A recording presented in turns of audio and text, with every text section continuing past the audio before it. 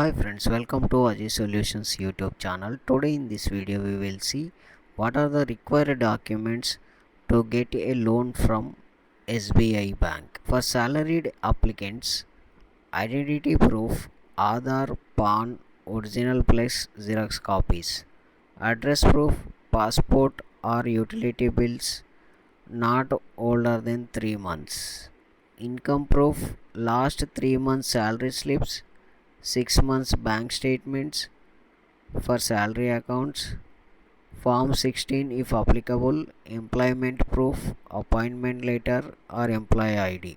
For self-employed applicants, business proof, GST certificate mandatory for rupees 10 lakhs plus loans, Shop Act license or partnership deed. For income proof, last 2 years ITR with profit or loss statement, 6 months business bank statements, CA certified financials for loans rupees 15 lakhs.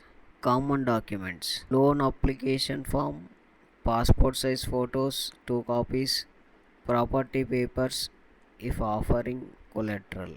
New 2025 digital requirements, video KYC via YONO SBI app, e-signature on digital application form, Aadhaar linked mobile number.